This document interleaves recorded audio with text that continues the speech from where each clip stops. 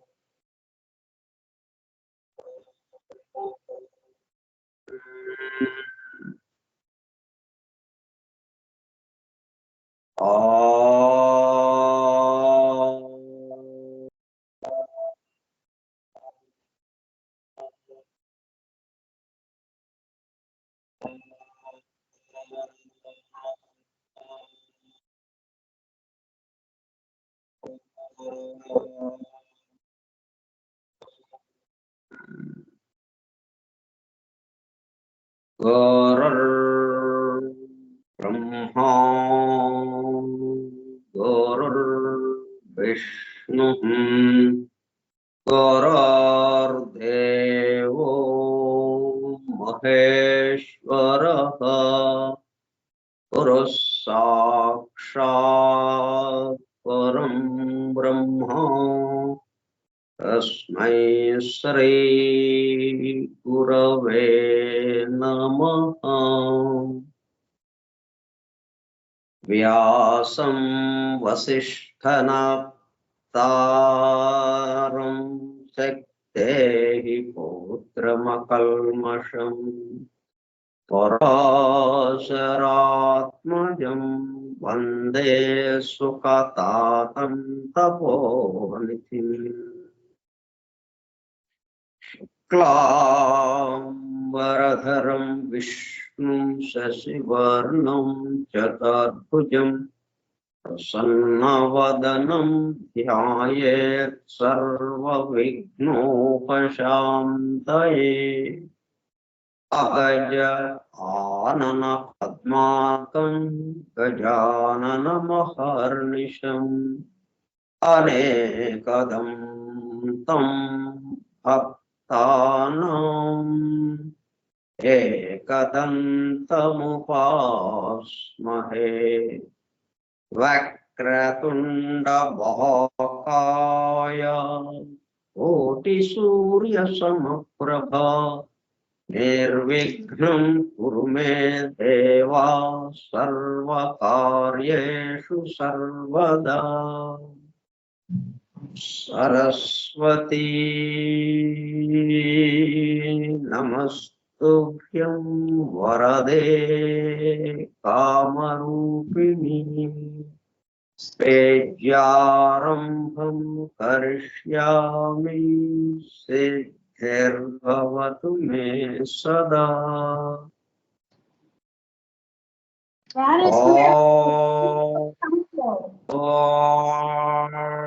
भुवस्सवः ॐ तत्सवितुर्वरेण्यं भर्गो देवस्य धीमहि धियो यो नः प्रचोदयात्।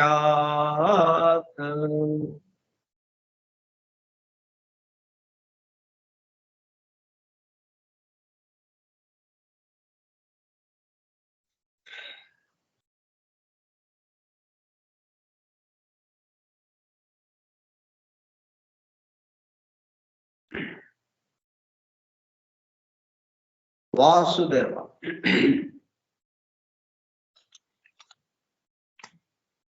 कार्यक्रम परिचय पत्र।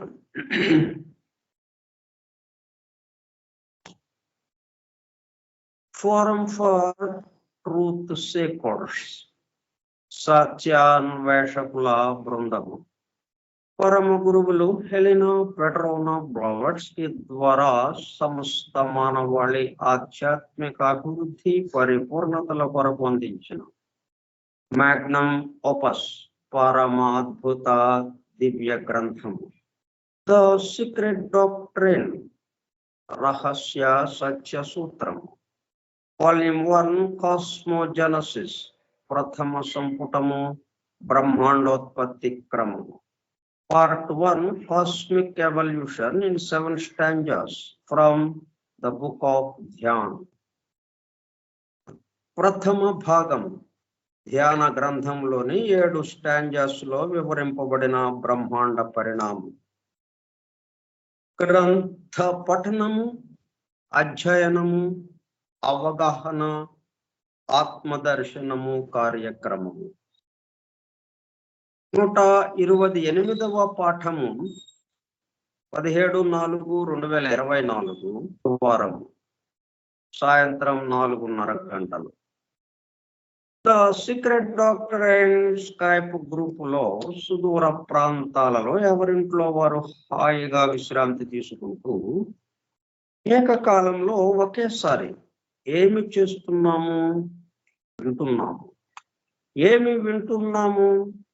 శాస్త్ర సాంకేతిక రంగంలో ఎంతో వేగముగా పురోగమిస్తున్న ప్రస్తుత కాలంలోని మానవాళి అదే వేగముతో ఆధ్యాత్మిక రంగంలో కూడా పురోగమించుటకు వీలుగా ప్రపంచంలోని అన్ని జాతుల మతముల పవిత్ర గ్రంథములలో పొడుపు కథల రూపంలో అర్థము అయి అవనట్లుగా ఉన్న సృష్టి రహస్యములను సృష్టి అమెరికా కూర్పును బహిర్గతం చేసి మానవాళికి అందించి వాటి అవగాహన ద్వారా ఆత్మదర్శనము పొందుట ఆను దివ్య ప్రణాళిక అమలు పరచబడుటకు పరమ గురువులు మేడం హెలినా పెట్రోనా బ్లావెట్స్కీ ద్వారా అత్యద్భుతముగా అందించిన ద సీక్రెట్ డాక్ట్రిన్ గ్రంథంలో బాహాటముగా ఇవ్వబడిన అతి నిగూఢములైన సృష్టి రహస్యములు, వాటి మూలము,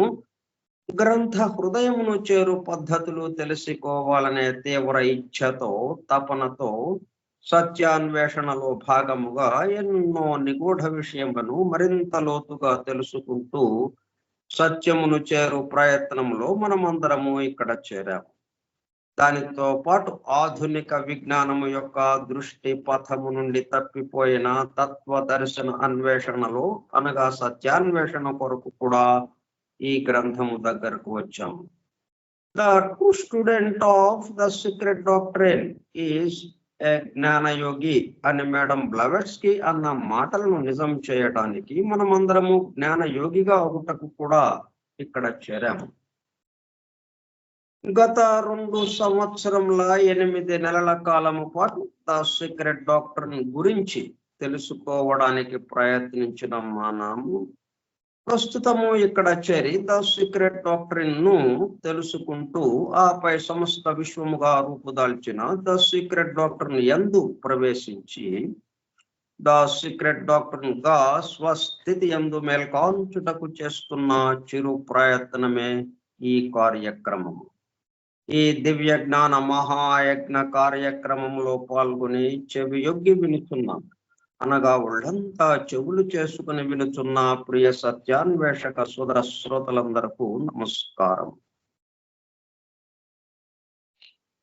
ఆని బెసెంట్ ద్వారా ప్రసాదింపబడిన universal prayer invocation. O hidden life vibrant in every atom, oh hidden light shining in every creature, oh hidden love embracing all in oneness, may each who feels himself as one with thee know he is also one with every other.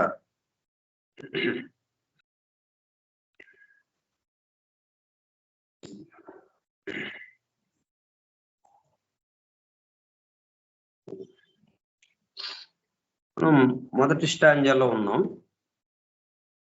7వ శ్లోకానికి సంబంధించిన విషయం తెలుసుకుంటున్నాం. దానికి ముందుగా ఈ రోజు విశేషం.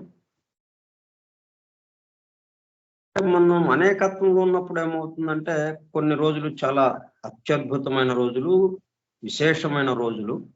కొన్ని రోజులు సాధారణంగా, సామాన్యంగా లేచాము, ఏదో పనులు చేసుకున్నాం, తిన్నాం, పడుకున్నాం అన్నట్టుగా ఏమీ విశేషం లేకుండా సాధారణంగా ఉన్న రోజులు కొన్ని. కొన్ని అత్యద్భుతమైనటువంటి ఎన్నో విశేషాలతో కూడుకున్నటువంటి రోజు ఒకటి అన్నట్టుగా మనం ఈ అనేకత్వంలో ఉన్నప్పుడు వస్తుంది. ఈ సమస్తమందు ఒకడే వ్యాపించి ఉన్నాడు అన్న భావన కలిగిందంటే ఇంకా ప్రతి క్షణము పవిత్రమే. అంటే ప్రతి క్షణంలోనూ ఉన్నదెవరు? ఆ కదలికలో ఉన్నది ఎవరు అయితే ఉన్నారో ఒకే ఒకడు, వాడే.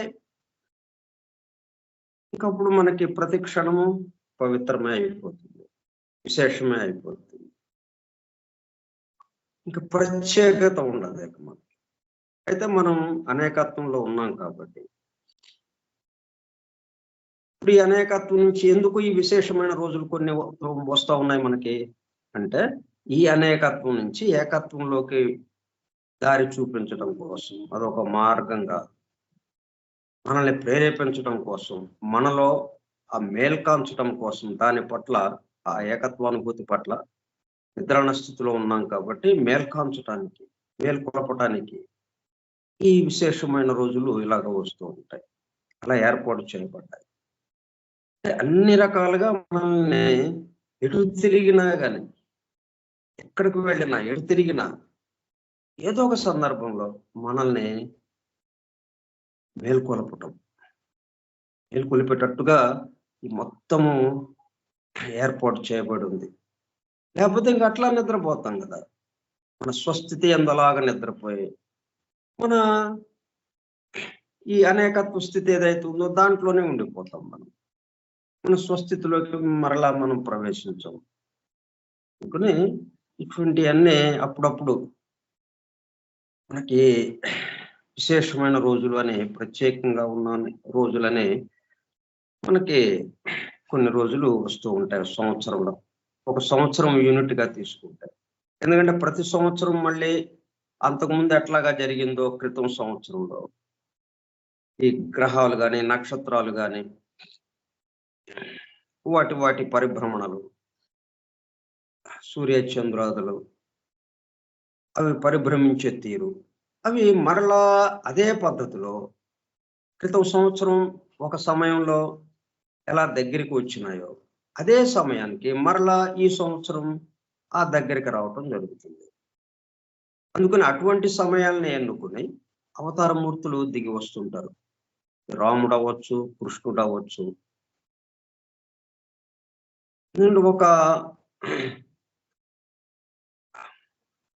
వాళ్ళ తర్వాత వాళ్ళకు కూడా ఉపయోగపడేటట్టుగా వాళ్ళు వచ్చేది ఒక్కసారే రాముడు జన్మించాడు, ఒక్కసారే కృష్ణుడు జన్మించాడు. కానీ ప్రతి సంవత్సరం వాళ్ళని తలుచుకుంటూ మనము ఆ ఏకత్వానుభూతికి, మన స్వస్థితికి వెళ్ళడానికి, మన స్వస్థితి పట్ల మనం మేల్కాంచడానికి అది ఉపయోగపడేటట్టుగా వాళ్ళు అది ఏర్పాటు చేశారు.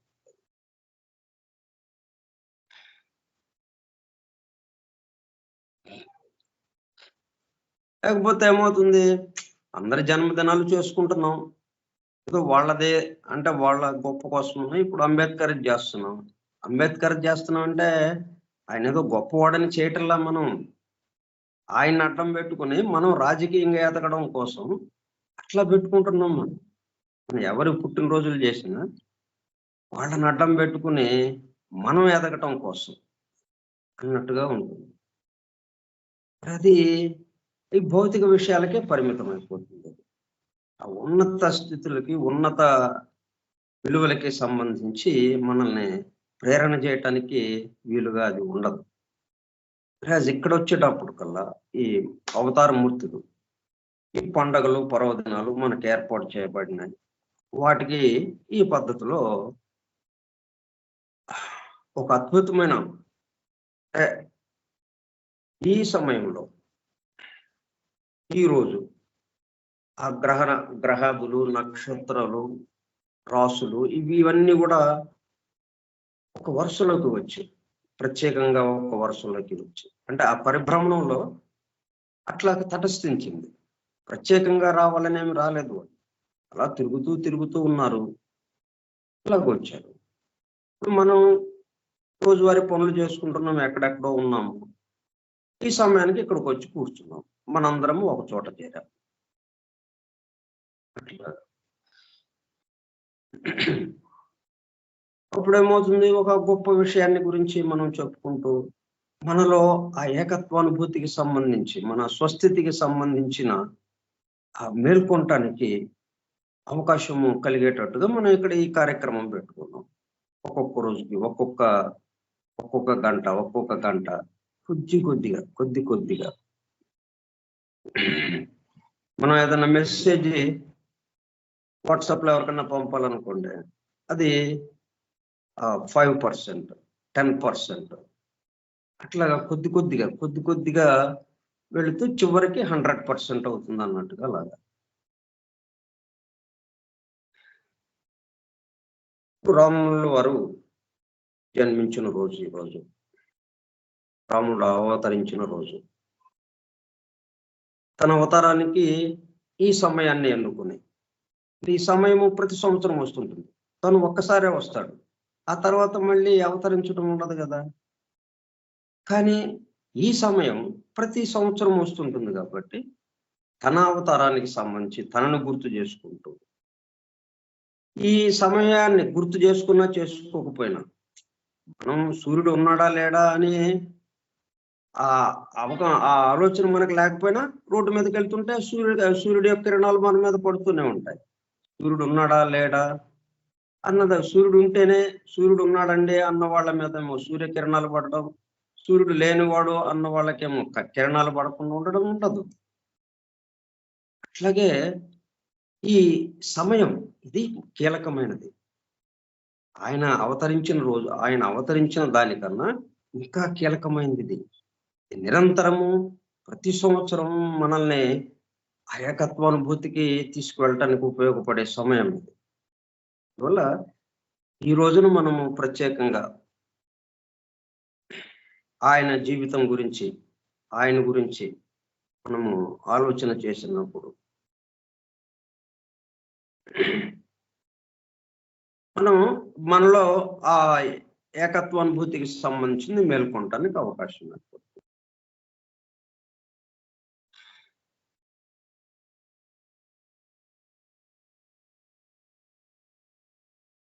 ముఖ్యంగా ఆయన అవతరించిన మానవుడిగా అవతరించి మానవుడు జీవితాన్ని ఎలాగ గడపాలి, ఎలా జీవించాలి అన్న దాన్ని ప్రతి విషయం కూడా, ప్రతి సన్నివేశంలో తను మార్గదర్శకుడిగా ఉంటూ, ఆదర్శంగా ఉంటూ, నోటితో చెప్పడం కాకుండా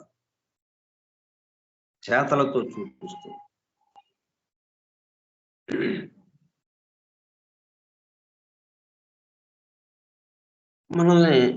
మనలో ఆ లక్షణాలను మేల్కొనటానికి వీలుగా ఆయన్ని స్మరించటం వల్ల,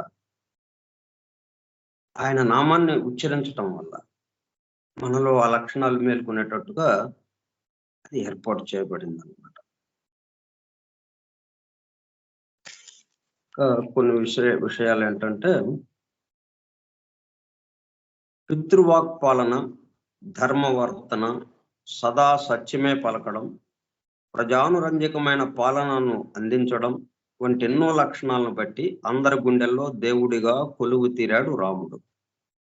అయితే మన నిత్య జీవితంలో అసలు రామశబ్దం లేనిదెప్పుడు?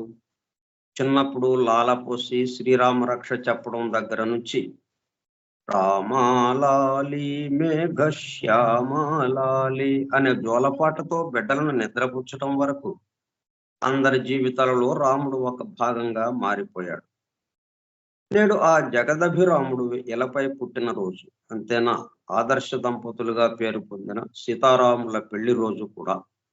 ఈ సందర్భంగా ఆ పురుషోత్తముడు గురించి దివ్యం భవ్యం రమ్యం రామచరితం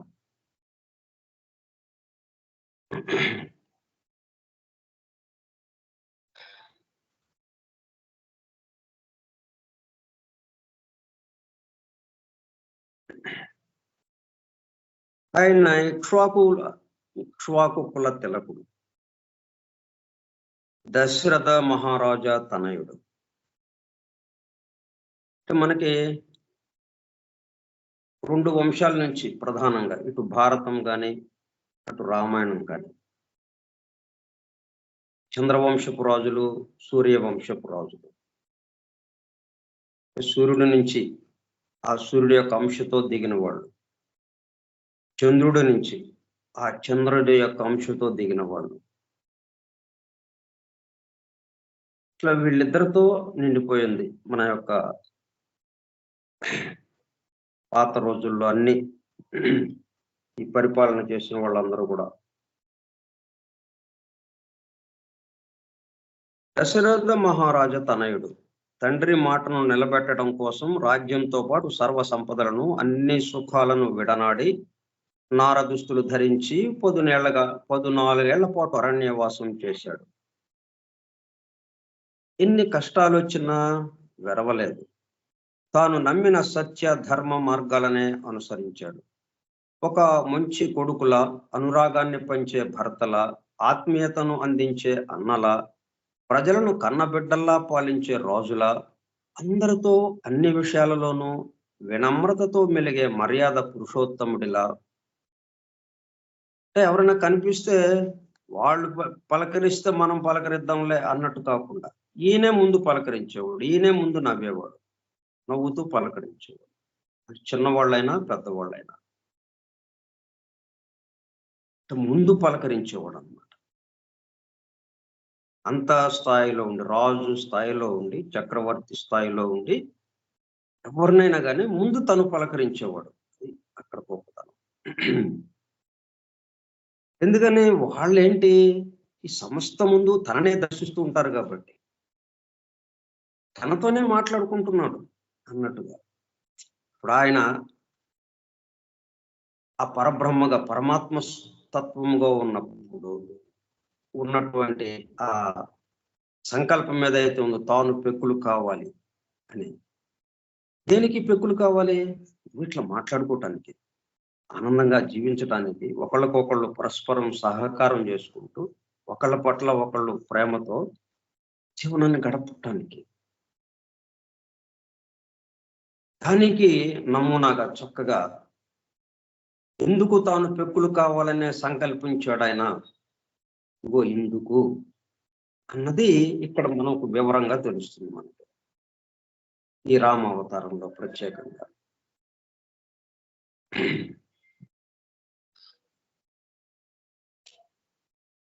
వినమ్రతతో మెలిగే, అందుకే వాళ్ళకి ఆయనకేంటి, నేనే కదా ఇక్కడంతా ఉన్నది అన్న భావన ఆయనకున్నది. మనం ఎవరికి వాళ్ళం వేరువేరుగా ఉన్నాం. ఇక్కడంతా ఒకదాంతో ఇదంతా ఉంది, ఒకటే ఇదంతా వ్యాపించి ఉందన్న భావం మనకు లేదు కదా, మనం అది మర్చిపోయాం. ఆయనకు అది గుర్తుంది, తనే ఈ మొత్తం వ్యాపించి ఉంది. అందుకని అన్నిటి పట్ల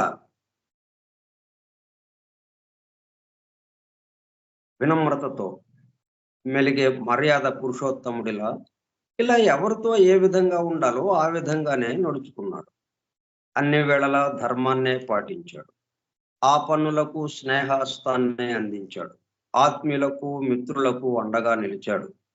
తాను అవతార పురుషుడినని అనలేదు, అనుకోలేదు కూడా. దేవుడినని ఎన్నడూ చెప్పుకోలేదు. ఎవరికి ఏ ధర్మాన్ని బోధించలేదు. తాను ఆచరించినదే ధర్మం అనుకునే విధంగా వ్యవహరించాడు. అందుకే ధర్మం రూపుదాల్చితే రాముడిలా ఉంటుందేమో అనుకునేలా ప్రవర్తించాడు. సంపూర్ణ అవతారం. ధర్మ పరిరక్షణం కోసం శ్రీ మహావిష్ణువు ధరించిన అవతారాలన్నింటిలోనూ సంపూర్ణమైనవి రామావతారం, కృష్ణావతారాలే. అందుకే మనకి 16 అక్షరాలతో హరే రామ రామ రామ హరే హరే, హరే కృష్ణ కృష్ణ కృష్ణ హరే హరే అనేది 16 అక్షరాల తారక మంత్రం మనకి అందివ్వబడింది. దాన్నే ప్రభుపాదుల వారు తన 75 సంవత్సరాల వయసులో ప్రపంచవ్యాప్తంగా తిరిగి ఇస్కాన్ కృష్ణ కాన్షియస్నెస్ అనే సంస్థని స్థాపించి ఆ సంస్థ ద్వారా ఈ 16 అక్షరాల ఈ మంత్రాన్ని అందరి నోళ్లలో నానేటట్టుగా అందరూ దాన్ని పలికేటట్టుగా చేశారు ఆయన. అది ప్రపంచవ్యాప్తంగా మారుమోగిపోతుంది. అన్ని దేశాలలో, అన్ని జాతుల్లో. మిగిలినవి అంశావతారాలు, అంటే అప్పటికప్పుడు ఆవిర్భవించినవి. మత్స్య, కూర్మ, హయగ్రీవ, వరాహ, నారసింహ, వామన, పరశురామ, కల్కి అవతారాలు. మానవాళిని సత్యవాక్య పాలకులుగా తీర్చిదిద్ది సన్మార్గంలో నడిపించడం కోసం మానవుడిలా పుట్టాడు. అందరిలాగే ఎన్నో కష్ట నష్టాలను అనుభవించాడు. అయితేనేం ధర్మాన్ని ఎక్కడా తప్పలేదు. అందుకే కదా అతి సామాన్యుల నుంచి అసామాన్యుల వరకు అందరికీ ఆరాధ్య దైవం అయ్యాడు. ఉత్తమ మానవుడు ఎలా ఉండాలో తన నడవడిక ద్వారా నిరూపించి సకల గుణాభిరాముడయ్యాడు. ఆ శ్రీహరి రామునిగా ఇలపై అవతరించిన పుణ్యతిథి శ్రీరామనవమి. ఈ పండుగను 9 రోజులు జరుపుతారు. చైత్ర శుక్ల పాడ్యమి నుంచి శ్రీరామ నవమి వరకు పూజాధికాలు రామనామ పారాయణం చేస్తారు. అసలు చైత్రమాస ప్రారంభం నుంచే ఇంటింట, వాడవాడల, వీధి వీధిన చలువ పందిళ్ళు, మామిడాకు తోరణాలు, ఇలా ప్రతి చోట కళ్యాణోత్సవ సంరంభాలు మొదలవుతాయి. కంచర్ల గోపన్న భక్త రామదాసుగా శ్రీరామ సేవా దీక్షను స్వీకరించాడు. ప్రతి సంవత్సరం శ్రీరామ జన్మదినోత్సవమైన శ్రీరామనవమి నాడు శ్రీ సీతారాములకు తిరుకళ్యాణ మహోత్సవాన్ని జరిపించే సంప్రదాయాన్ని ప్రవేశపెట్టాడు. సిరి కళ్యాణ తిలకంతో, మణిమయ బాసికాలతో, ఆణిముత్యాలే తలంబ్రాలుగా జాలువారే ముగ్ధ మోహనమైన మనోరంజకమైన సీతారాముల పెళ్లి వేడుక జగదానందకారకమై భాషిస్తుంది. ఇక్కడ కూడా మళ్ళీ ఎందుకు ఈ కళ్యాణం చేయటం అనేది,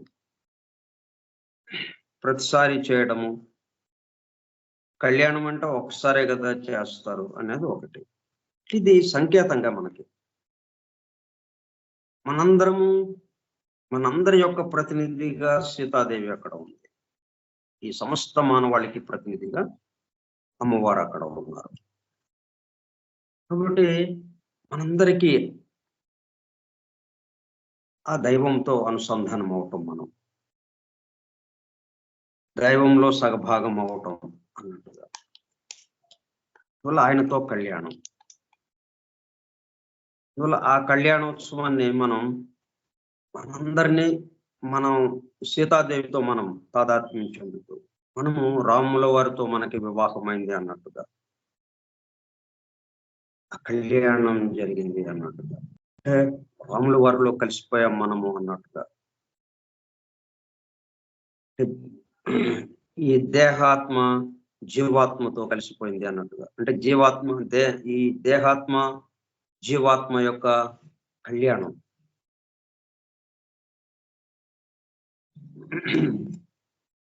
అట్లా మనం భావిస్తే అప్పుడు ఏమవుతుంది, నెమ్మదిగా ఈ దేహాత్మ, ఇవన్నీ ఎందుకు మనకి ఇచ్చారు అంటే, దేహాత్మ నెమ్మదిగా ఈ భౌతిక స్థితి పట్ల ఉన్న తన ఆకర్షణని తగ్గించుకుంటూ జీవాత్మకేసి, ఆ ఉన్నత స్థాయిలకేసి, తన అసలైన స్థితి ఏంటో దానికేసి మరలటానికి ఇదే అవకాశం ఏర్పడుతుంది. ఇవన్నీ వీటన్నిటి ద్వారా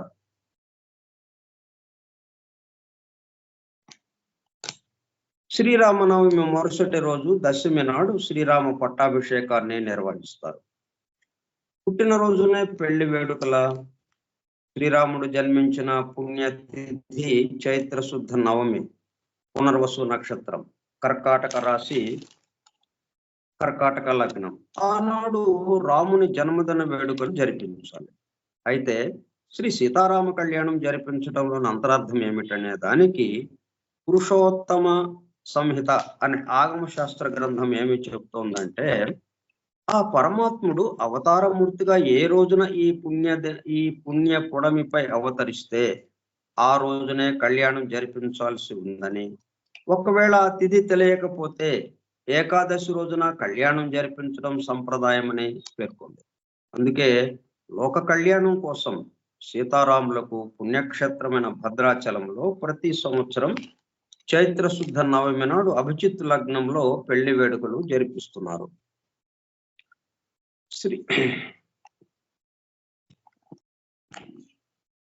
నిత్య జీవితంలో రాముడు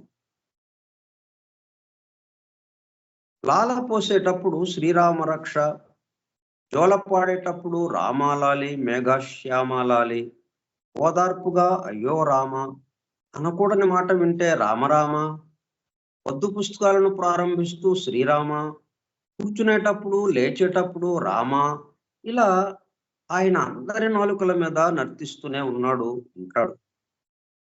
అంటే ఆ రామ శబ్దము ఎంతో ప్రతిభావంతమైనది, ఎంతో శక్తివంతమైనది. వాటిని ఉచ్చరించినంత మాత్రాన ఆ రెండు అక్షరాలని రా మా. విచిత్రం ఏంటంటే ఆ పిరమిడ్ కింగ్ ఛాంబర్ లోకి వెళితే రా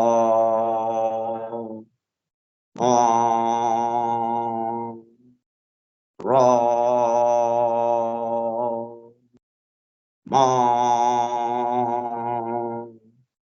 రెండు అక్షరాలు నిరంతరం వినిపిస్తూ ఉంటాయి అక్కడ కింగ్ ఛాంబర్ లో. పిరమిడ్ యొక్క కింగ్ ఛాంబర్ లోకి వెళ్ళినప్పుడు ఈ రెండు అక్షరాలు అక్కడ ప్రతిధ్వనిస్తూ ఉంటాయి.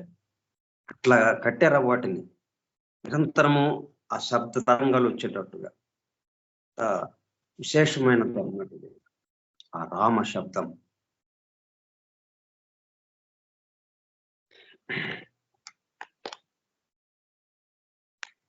అంటే ఇట్లాగా చేస్తున్నందువల్ల ఏమవుతుంది, మనము ఏదో బలవంతంగానో లేకపోతే ఇష్టం ఉన్నా ఇష్టం లేకపోయినా ఏదో తప్పనిసరైన ఏదో రకంగా మొత్తానికి ఈ రామ అనే దాంట్లోకి వస్తున్నాం, వాటిని వింటున్నాం, వాటిని పలుకుతున్నాం.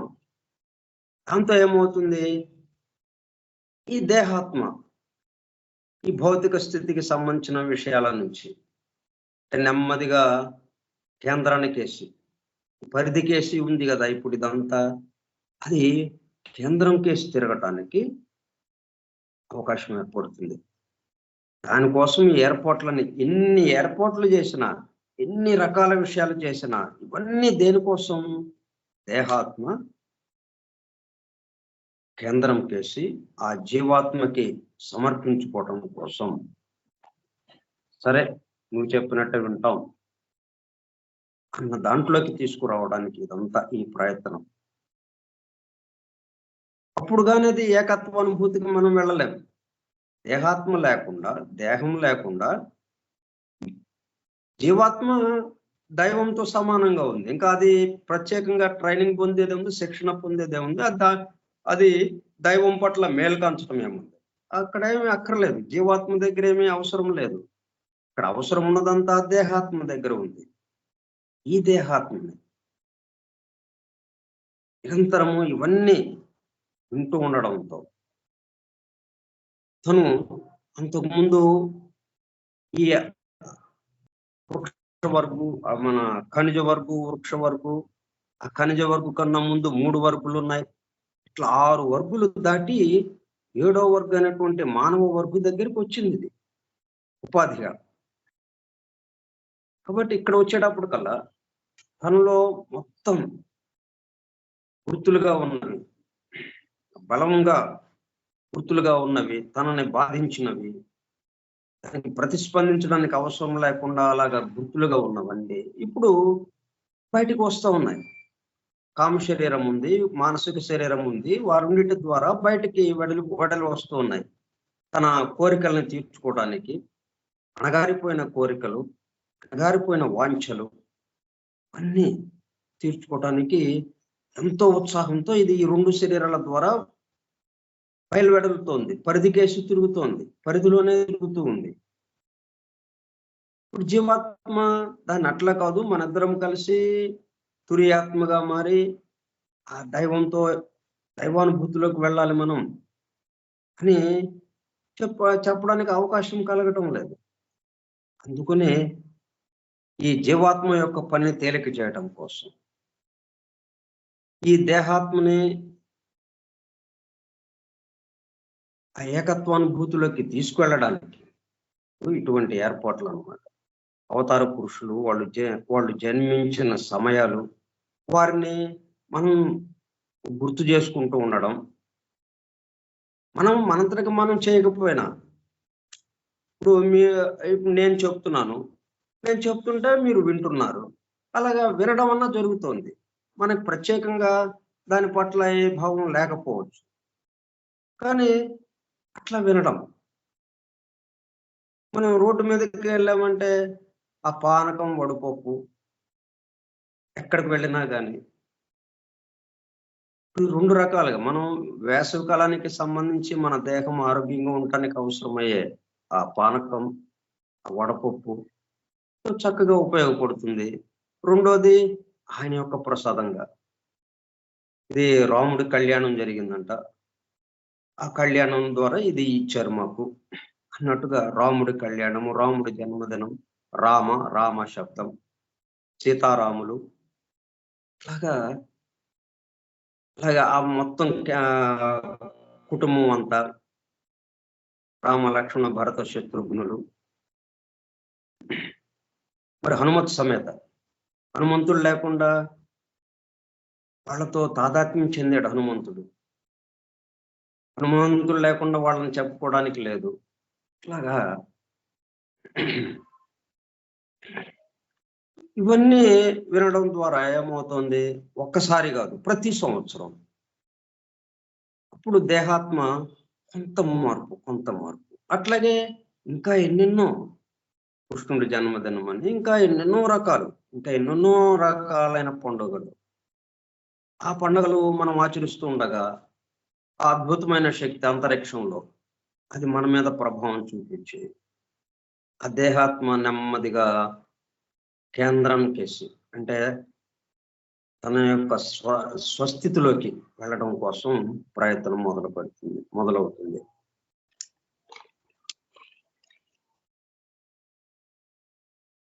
అప్పుడు జీవాత్మ యొక్క పని తేలికవుతుంది.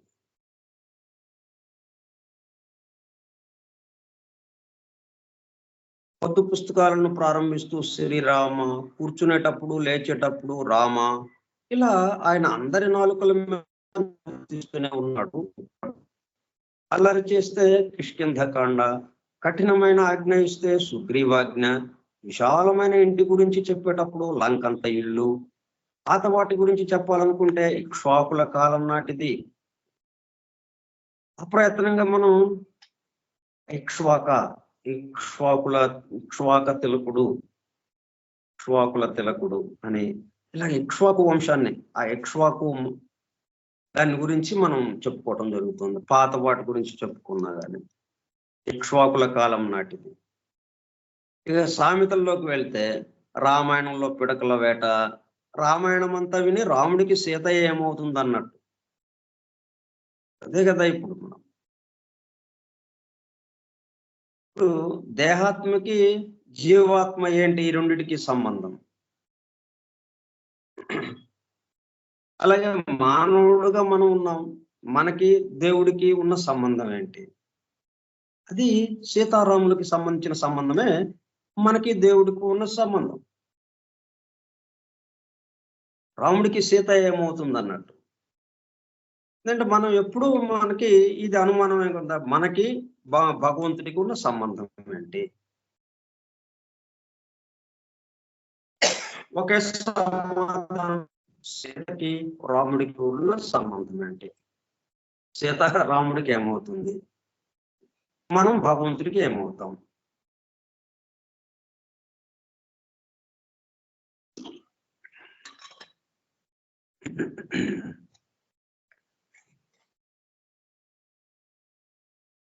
చూసి రమ్మంటే కాల్చి వచ్చినట్టు మరి హనుమంతుడు సీతాదేవి ఎక్కడ ఉందో చూసి రమ్మని చెప్తే లంకనంతా కాల్చి వచ్చాడు ఆయన, తగలబెట్టి వచ్చాడు. ఆకారం గురించి చెప్పాలంటే రాముడిలో ఆజానుబాహు అంటారు. ఎంతకీ చూడ్డానికి రాకపోతే సీత కన్నేశావు అంటారు. సైన్యంలో వస్తే రామదండు అంటారు. చక్కని జంటను సీతారాముల్లా ఉన్నారు అంటారు. ఎక్కడికి వెళ్ళినా కానీ మనకి నిత్య జీవితంలో ఆయన అప్పుడు వాడు.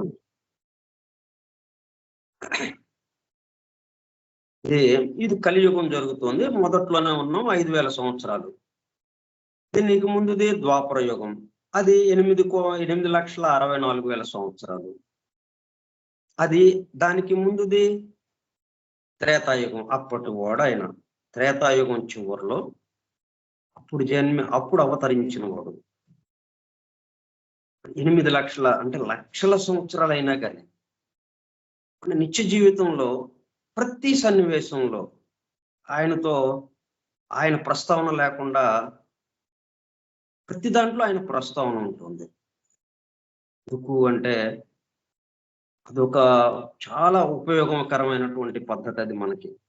ఈ దేహాత్మ ఈ భౌతిక స్థితి వైపు నుంచి ఈ అనేకత్వం నుంచి ఏకత్వానికి మరల్చడానికి చాలా అనుకూలంగా ఉంటుంది.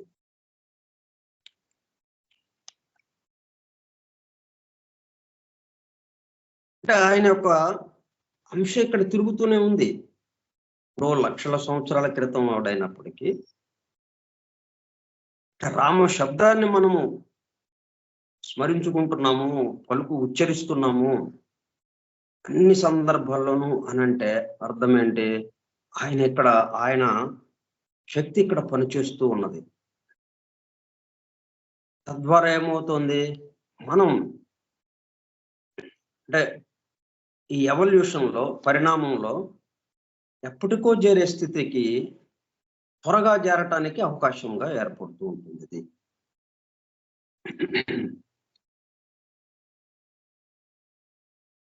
ఎవరైనా కొట్టుకుంటే రామరావణ యుద్ధము అంటారు. అందరిళ్లలోనే గిల్లి కజ్జాలను ఇంటింటి రామాయణం అంటారు.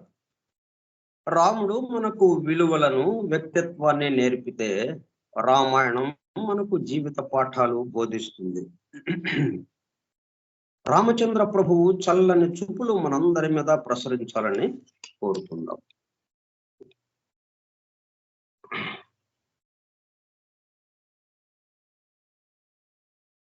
ఈ కళ్యాణం జరపడంలో విశేషం ఏంటంటే ఏటా చైత్ర శుద్ధ నవమి రోజున పునర్వసు నక్షత్రంలో అభిజిత్ లగ్నంలో పాంచరాత్ర ఆగమం ప్రకారం శ్రీ సీతారామచంద్ర స్వామి వారి తిరుకళ్యాణ మహోత్సవాన్ని భద్రాద్రిలో అత్యంత వైభవోపేతంగా నిర్వహిస్తారు. ఈ వేడుకలను తిలకించేందుకు దేశం నలుమూలల నుంచి భక్తులు తరలి వస్తారు. తానిషా గోల్కొండ నవాబుగా ఉన్న కాలం నుంచి ఆనాటి సంప్రదాయం మేరకు నేటికి భద్రాద్రిలో జరిగే సీతారామ కళ్యాణానికి రాష్ట్ర ప్రభుత్వం తరఫున పట్టు వస్త్రాలను, ముత్యాల తలంబ్రాలను రాష్ట్ర ముఖ్యమంత్రి స్వయంగా సమర్పించడం ఆనవాయితీగా వస్తుంది. ఇట్లా ఎందుకు చేయాల్సి వచ్చింది? అత్యద్భుతమైనటువంటి ఒక మహిమగా అక్కడ జరగటం వల్ల ఈయన ఈ రాజు యొక్క ధనాన్ని, అంటే ప్రభుత్వ ధనాన్ని ఉపయోగించి భద్రాద్రిలో రామాలయం నిర్మించడం జరిగింది. దాంతో ఆ డబ్బులన్నీ నువ్వు కట్టాలి అని చెప్పి తానిషా, రాజుగా ఎవరున్నారు? తానిషా ఉన్నారు, గోల్కొండ నవాబు. ఈయన మీద ఒత్తిడి తెచ్చేటప్పుడు కల్లా ఈయన దగ్గర డబ్బులు లేవు. అప్పుడు జైల్లో పెట్టడం జరిగింది, చెరసాల్లో పెట్టారు. చెరసాల్లో పెడితే ఇంకేం చేస్తాడు? ఇక రాముణ్ణే ప్రార్థించుకుంటూ కూర్చున్నాడు చెరసాల్లో. కానీ ఎంత తమాషా జరిగింది! ఇటువంటి అద్భుతమైన సన్నివేశం అది. రామలక్ష్మణులు వీళ్ళకి ఎంతైతే ఇవ్వాలో వాటిని ఆ వరహాలు తీసుకుని ఆ తానిషాకి కలలో కనిపించి ఆ వరహాలని, ఆ మూటని ఆయన దగ్గర పెట్టి ఆయన విడుదల చేయండి అని చెప్పి వెళ్ళారు. అంటే రామలక్ష్మణుల్ని కళ్ళారా ఆయన దర్శించాడు. తానిషా ఒక ముసల్మాన్. రాముడు అంటే ఎవరో తెలియదు, అల్లా పేరు తప్ప ఇంకోటి తెలియదు వాళ్ళకి. ఆయనకి కలలో నిజ దర్శనం ఇచ్చి, స్వప్న దర్శనంలో నిజ దర్శనం ఇచ్చి, ఎందుకంటే ఈయన కలగన్నాడు అనుకుందామంటే మరి అక్కడ వరహాల మూట ఉంది పక్కనే. ఆయన ఏమి దీని గురించి ప్రత్యేకంగా వాళ్ళ గొప్పతనం కోసం ఇట్లా చేయాల్సిన అవసరం ఆయనకి లేదు కదా. కాబట్టి ఇది వాస్తవంగా యథార్థంగా జరిగిన సంఘటన. ఓకే, అక్కడ జరిగే కార్యక్రమానికి అంత ప్రాముఖ్యత వచ్చింది. అంటే మొత్తము భక్తిగా ఉండి భక్తి విశ్వాసాలతో పూర్తిగా తన జీవితాన్ని సమర్పించి ఉన్నవాడికేమో చెరసాల. ఆయన దర్శనం ఏమి జరగలేదు, ఆయన్నేమి దర్శించుకోలేన. కానీ ఈ తానిషా చక్రవర్తి ప్రభు ఆయనకి దర్శనం ఇచ్చారా వాళ్ళు. అదొక తమాషాగా జరిగిన సంఘటన. అందుకే మనకు భద్రాచలంలో జరిగే కళ్యాణోత్సవానికి అంత ప్రాముఖ్యత ఉంది. దేశవ్యాప్తంగా ప్రపంచవ్యాప్తంగా దీని పట్ల ఆకర్షితులై ఎంతో మంది ఇక్కడికి వచ్చి ఆ కళ్యాణాన్ని కన్నులారా తిలకిస్తుంటారు.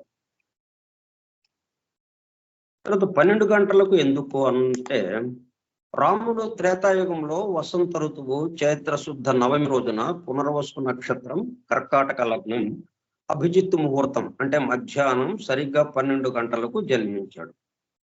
మిట్ట మధ్యాహ్నం అంటే పూర్తి వెలుగు ప్రకాశం ఉన్న సమయం అది. అంటే తను అవతరించడం దేనికి? ఈ సమస్త విశ్వం, ఈ సమస్త భూమండలం వెలుగుతో నింపడం కోసం. అట్లా నింపుతూనే ఉన్నాడు ఇప్పుడు దాకా. లక్షల సంవత్సరాలు అయినప్పటికీ తన పేరు ఉచ్చరించినంత మాత్రాన సమస్త భూమండలం అంతా తన పేరుతో మారుమ్రోగిపోతుంది.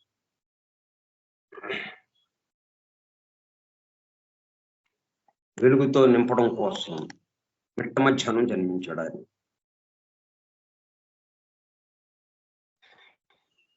అందుకే చైత్ర శుద్ధ నవమి రోజున శ్రీరాముడి వివాహం, 14 సంవత్సరాల అరణ్యవాసం, రావణ సంహారం తరువాత శ్రీరాముడు సీతా సమేతంగా అయోధ్యలో పట్టాభిషిక్తుడు అయిన రోజు కూడా చైత్ర శుద్ధ నవమి. శ్రీరామనవమి రోజున ప్రతి శ్రీరాముని దేవాలయాలలో సీతారాముల కళ్యాణోత్సవం నిర్వహించి సాయంత్రం వీధులలో ఊరేగిస్తారు. శ్రీరాముడు మధ్యాహ్నం 12 గంటలకు పుట్టాడు కాబట్టి శ్రీరామనవమి రోజున మధ్యాహ్నం 12 గంటలకు పూజ చేస్తే శ్రీరామానుగ్రహంతో కోరిన కోరికలు నెరవేరుతాయని విశ్వాసం. మనం మామూలుగా ఏంటంటే ఈ భౌతిక విషయాలకి సంబంధించినవే కోరుతూ ఉంటాం. వాళ్ళు ఇవ్వగలరు అన్నది తెలుసు కాబట్టి మనకి, వాళ్ళని ప్రార్థిస్తే మనకి ఆ కోరికలు తీరతాయని ఉంది కాబట్టి మనకు కావాల్సిన కోరిక ఏంటి? ఆయనలో ఐక్యమైపోవటం, ఆయనగా మారిపోవటం. ఇది మనకు అసలైన కోరిక. అయితే వాటి బదులుగా ఏంటంటే మనం ఈ దేహాత్మ మరి ఇంకా అక్కడికి అటువైపుకి రాలేదు కదా, ఈ భౌతిక విషయాల్లోనే ఉంది కాబట్టి మనకి అక్కడి వరకే ఆ పరిమితమైన ఆలోచనలతోనే మనం సుఖంగా ఉండడానికి ఎట్లాగా అన్న విషయంలోనే ఈ జీవితంలో మనం సుఖంగా ఎలాగ ఉండాలి అన్న దానికి సంబంధించి కష్టాలు ఏమైనా ఉంటే కష్టాల నుంచి తొలగించమని ఇట్లాగా అడుగుతుంటాం మనం. సరే, అవి కూడా చూస్తూ ఉంటాయి. అంటే ఆయన ఏంటంటే ఏదో రకంగా నా దగ్గరికి ఎట్లా వస్తారా వీళ్ళు, ఇవి తీరిపోతే తర్వాత అయినా నా గురించి ఆలోచన వస్తుంది కదా వీళ్ళకి అన్నట్టుగా తీరుస్తూ ఉంటాడు అనేది ఒకటి. శుభప్రదం రామచరిత పారాయణం.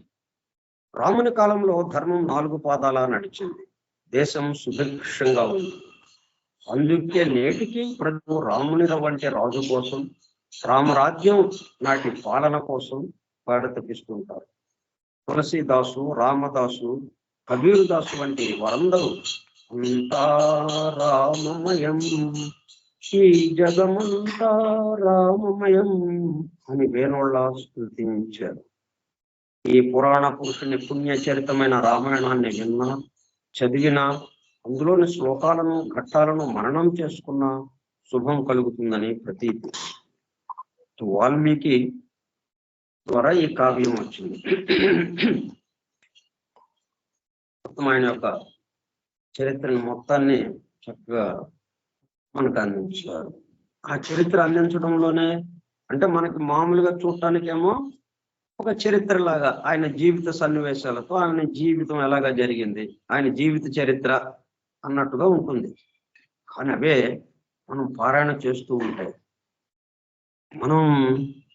మనలో ఉన్నటువంటి ఆ దైవత్వం మేల్కోవటానికి వీలుగా ఇచ్చారు అవన్నీ కూడా ఆ శ్లోకాలు. ఆ శ్లోకాల్లోనే అక్షరాలతో నిబద్ధం చేసినటువంటి ఆ శ్లోకాలు పారాయణ చేస్తుంటే, సంస్కృత శ్లోకాలు అవి మనల్ని ఎటు తీసుకువెళ్తాయి, మన అసలైన స్థితికి ఏదైతే ఉందో స్వస్థితిలోకి తీసుకువెళ్తూ ఉంటాయి. అట్లా రెండు ప్రయోజనాలతో పవిత్ర గ్రంథం ఉంది అంటే అర్థం ఏంటి? రెండు ప్రయోజనాలతో ఉంటుంది. ఒకటి భౌతికంగా ఏ ఒకదాని తర్వాత ఒకటి ఏం జరిగింది అన్నట్టుగా చారిత్రక అంశాలతో ఉంటుంది ఒకటి. రెండు అంటే అట్లా చరిత్ర లాగా ఇస్తే దానికి ఇప్పుడు దాకా ఉంది. అట్లా ఎన్ని ఉన్నాయో చరిత్ర గ్రంథాలు, చారిత్రక గ్రంథాలు ఈ లక్షల సంవత్సరాల్లో వేలు లక్షలు ఉండి ఉంటాయి, రాసి ఉంటారు. అవన్నీ మరుగున పడిపోయినాయి. ఎందుకని? పూర్తిగా భౌతిక స్థాయికి సంబంధించిన విషయాలతోనే అక్కడ రాయబడి ఉంది కాబట్టి. ఇక్కడ అట్లా కాకుండా రెండు అర్థాలతో, అంటే రూపము జీవము ఎలాగైతే ఉందో ఈ జీవిత చరిత్ర అన్నది రూపానికి సంబంధించి బాహ్య ఆకారానికి, బాహ్య రూపానికి, భౌతిక స్థితికి సంబంధించి అది ఇచ్చినట్టుగాను ఉంది రామాయణం మొత్తం. కానీ అదే సమయంలో దాంట్లో ఉన్న జీవం ఆ మాటను ఉచ్చరించినంత మాత్రాన మనలో దానికి తగిన విధంగా మేల్కొల్పటం, మన నిజస్థితిలోకి తీసుకువెళ్ళటం అది జరుగుతుంది. అంటే ఆయన జీవిత చరిత్ర అనుకుంటాం, మన జీవిత చరిత్ర అన్నట్టుగా అయిపోతుంది అనమాట. మన జీవితం రామమయం అయిపోవాలి. అంతా రామమయం అట్లాగా చదువుకున్నారు వాళ్ళు. తులసీదాసు, కబీర్ దాసు, భక్తులు ఎంతో మంది, రామదాసు అట్లా చదివి రామమయంగా అయిపోయారు వాళ్ళకి. ఎవరికైనా అట్లాగా జరుగుతుంది ఆ పద్ధతిలో చదివితే. తారక మంత్రం శ్రీరామ రామేతి, శ్రీరామ రామ రామేతి, రమే రామే మనోరమే, సహస్రనామ తత్తుల్యం రామనామవరాననే.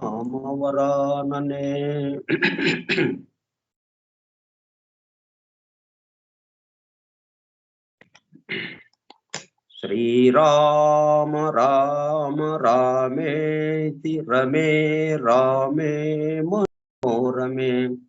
ఇది కూడా ఎంతవరకు 16 అక్షరాలతో కూడుకున్నది. ఇది కూడా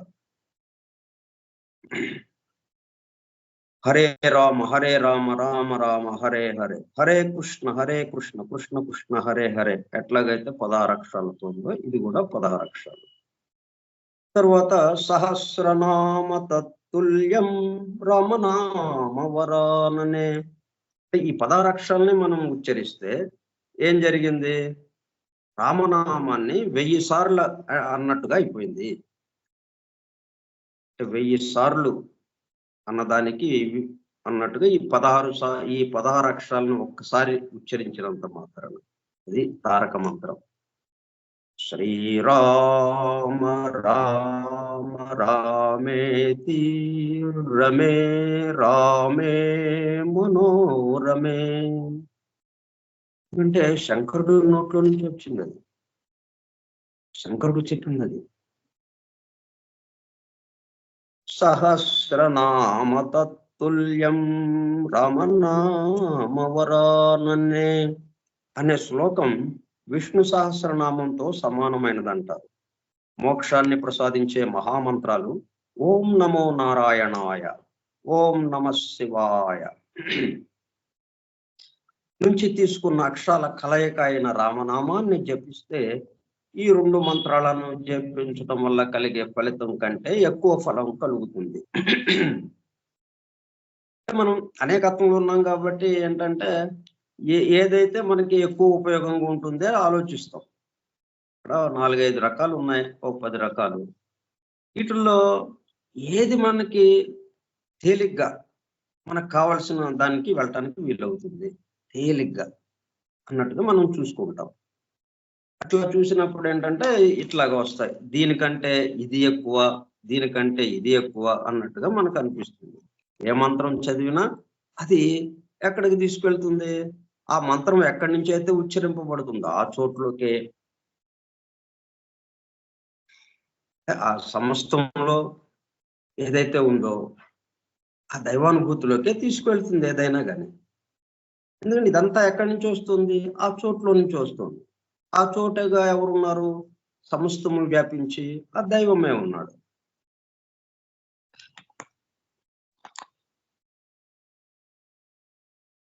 మన పెదవులు రామనామంలోని రా అనే అక్షరాన్ని పలికినప్పుడు మనలోని పాపాలన్నీ బయటకు వెళ్ళిపోతాయి. మా అనే అక్షరాన్ని ఉచ్చరించినప్పుడు అవి లోపలకు రాకుండా మూసుకుంటాయి. కాబట్టి రామ అనే 2 అక్షరాల తారక మంత్రాన్ని సదా స్మరిస్తూ ఉండడం వల్ల పాపాలు తొలగి శుభ ఫలితాలు కలుగుతాయని కబీర్ దాసు, భక్త రామదాసు, తులసీదాసు వంటి మహాభక్తులు వాచించారు.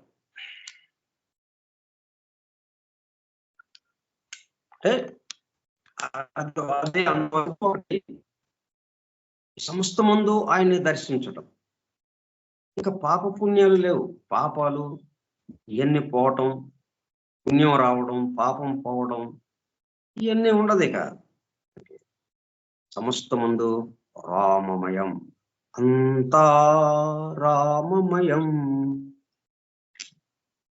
మనకి నిరంతరం ఆ కింగ్ ఛాంబర్ లో, పిరమిడ్ లోనే ఈజిప్ట్ లో ఉన్న కింగ్ ఛాంబర్ లో నిరంతరము వినిపించే ఆ శబ్దం మనకు కూడా వినిపిస్తుంటుంది.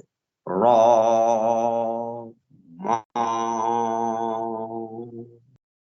రా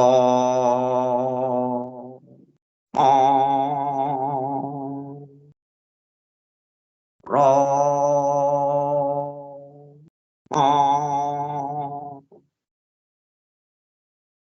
కాబట్టి ఈ శ్రీరామనవమి, శ్రీరాముని యొక్క జన్మదినమైనటువంటి ఈ రోజున ఆయన్ని తలుచుకోవడం ద్వారా మనం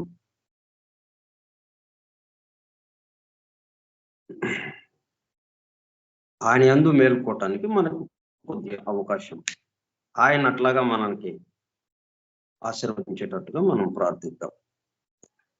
ఆయన యందు మనం మేల్కొనేటట్టుగా.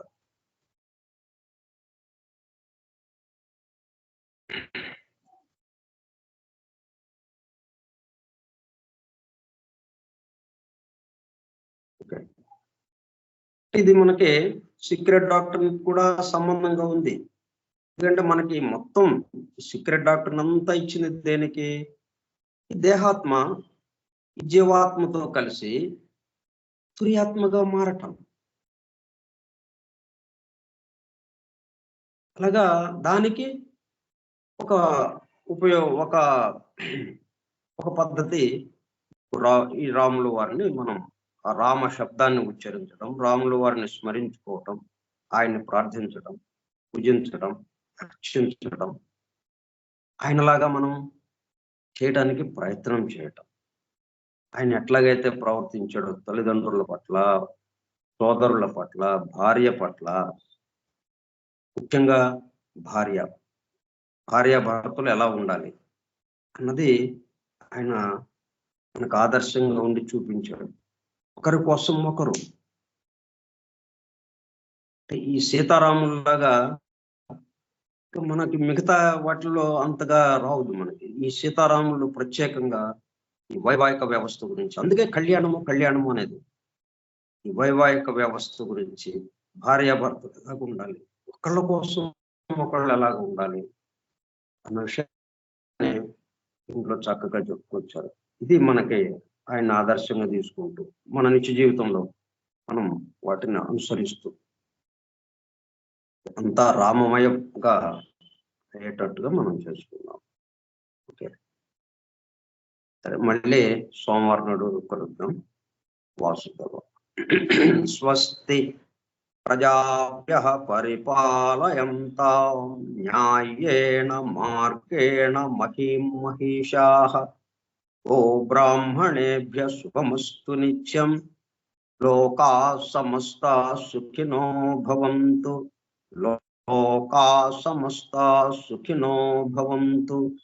లోకాః సమస్తాః సుఖినో భవంతు. ఓం శాంతి శాంతి శాంతి. లా ఆఫ్ కంపాషన్, ఆ దివ్య ధర్మం, ఆ మౌలిక తత్వ దివ్య ధర్మం సృష్టికి ముందున్నటువంటి ఆ ధర్మాన్ని అనుసరించి డాక్టర్ ఆఫ్ 2 పాత్స్ ఈ దివ్య ప్రణాళిక ద్వారా ఈ వ్యక్త సృష్టిలో డాక్టర్ ఆఫ్ 2 పాత్స్ దానికి సంబంధించినటువంటిది ఈ అవతారాలకి సంబంధించిన విషయం. అందువల్ల ఇది మనము ఇంత వివరంగా ఎందుకు చెప్పుకున్నామంటే, ఆ డాక్టర్ ఆఫ్ 2 పాత్స్ ఏదైతే ఉందో, అవతారమూర్తులు వచ్చే మార్గము ఒకటి. ఒక మార్గమేమో వ్యక్తిగతంగా మనం మోక్షాన్ని చేరటము అన్నట్టుగా ఒక మార్గం. ఒకటి ఈ అవతారమూర్తుల కిందకి దిగి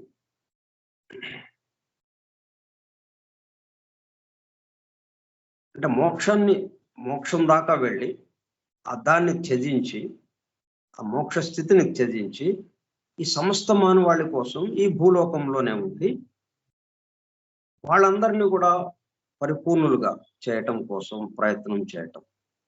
అది అందుకని మనం ఇంత వివరంగా చెప్పుకున్నాం. ఈ అవతార పురుషుల యొక్క కార్యక్రమం ఏంటి? మనందరినీ, మనలో ఉన్నటువంటి ఆ దైవత్వాన్ని మేల్కొలపడం కోసం వచ్చారు.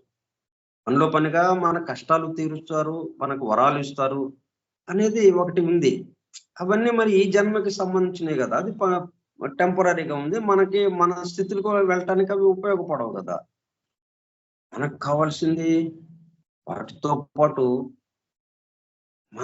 మన అసలైన స్థితి ఏదైందో దాని పట్ల మేలు కాల్చటం, దానికోసం వచ్చారు. అందులో రాముడు మిట్ట మధ్యాహ్నం అవతరించాడు. మరి మిట్ట మధ్యాహ్నం అంటే పూర్తి వెలుగు, సూర్యుడి యొక్క ఎంత వెలుగైతే ఉందో అంత వెలుగు ఉన్న సమయం అది. ఇదంతా వెలుగుతో నిండిపోవటం కోసం, వెలుగుగా చేయటం కోసం వచ్చాడు ఆయన. ఆయన గురించి ఇంత ఎక్కువగా చెప్పుకున్నాము మనం. ఓకే, మనల్ని ఈ కార్యక్రమం ఏర్పాటు చేయించి మన ద్వారా ఇదంతా నడిపిస్తున్నటువంటి సమస్తమందు వ్యాపించి ఉంది ఎవరైతే ఉన్నారో ఆ వాసుదేవుడు, ఆయనకి మనం నమస్కరిద్దాం. వాసుదేవ.